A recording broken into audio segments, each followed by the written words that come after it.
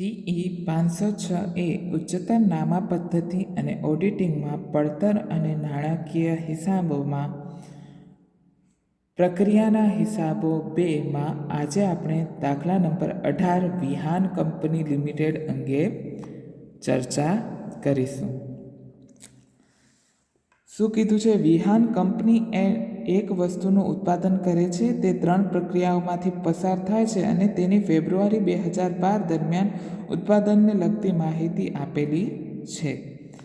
વિગત, કુલ, પડતર અને નફો. વિગત, કુલ, પડતર અને નફો. આ રીતે આપણે પ્રક્રિયાના ખાતા બનાવીશું. સૌપ્રથમ પ્રક્રિયા 1નું ખાતું બનાવીએ.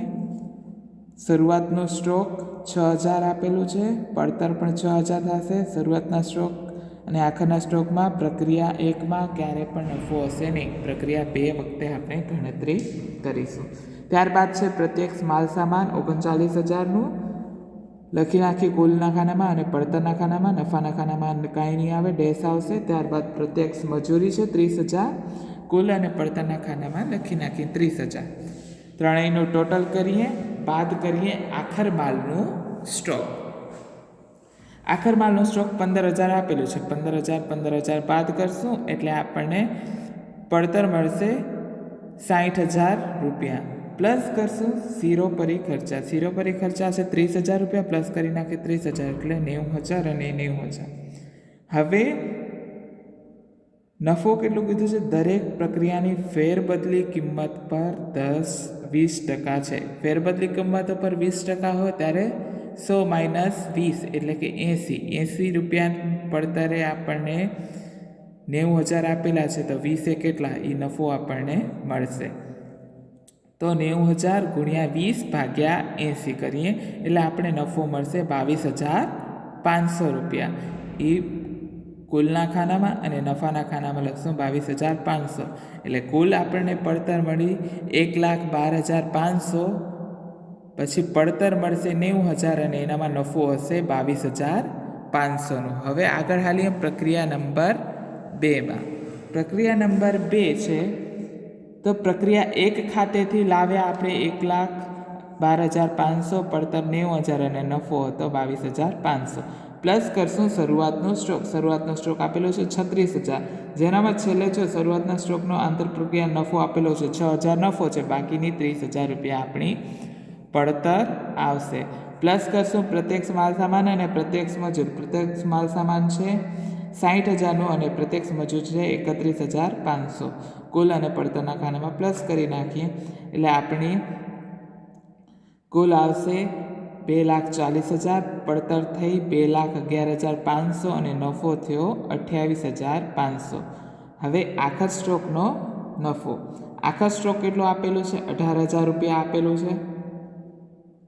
હવે આપણે નફો શોધી આખા સ્ટોકમાં કેટલો? તો કે 2,40,000 એ નફો 28,500. તો 18,000ની રકમે નફો કેટલો? તો કે 2,137 રૂપિયા નફો થશે. રાઉન્ડ ફિગર લઈ લેશું.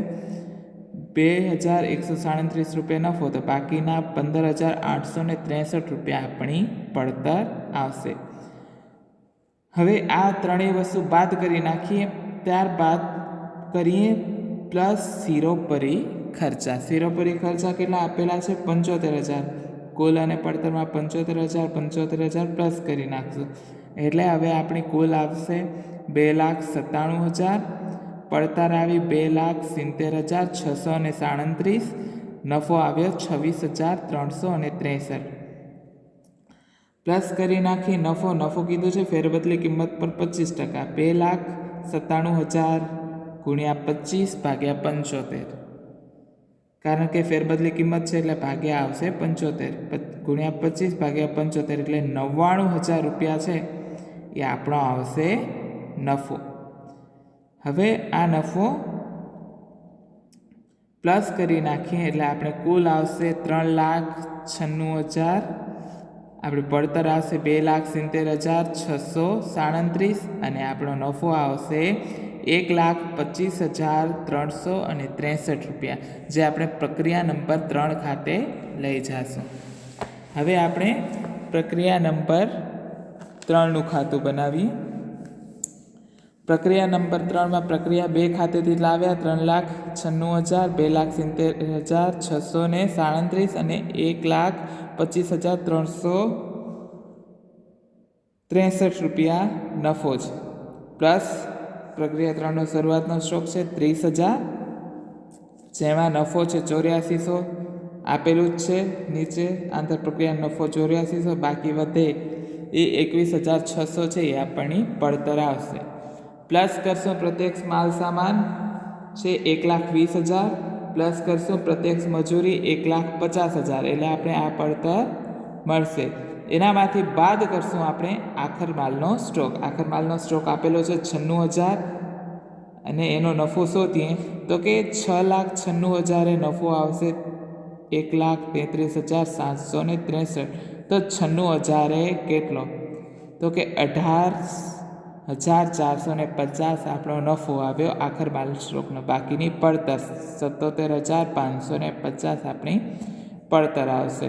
આ ત્રણેય વસ્તુ બાદ કરી નાખશું એટલે આપણને મળશે 4,84,687, 1,15,315. પ્લસ કરી નાખી શિરોપરી ખર્ચા. શિરોપરી ખર્ચા પ્રક્રિયા 3માં એ 75,000 રૂપિયા આપેલા છે, એ પ્લસ કરી નાખશું. ત્યારબાદ કરશું આપણે નફો પ્લસ. હવે નફો ગણતરી કરી ફેરબદલી કિંમત ઉપર 10% છે, તો 6,75,000 ગુણ્યા 10/90, કારણ કે ફેરબદલી કિંમત કીધું છે એટલે છેદમાં થઈ જશે 90, એટલે 75,000 રૂપિયા છે એ આપણને નફો મળશે.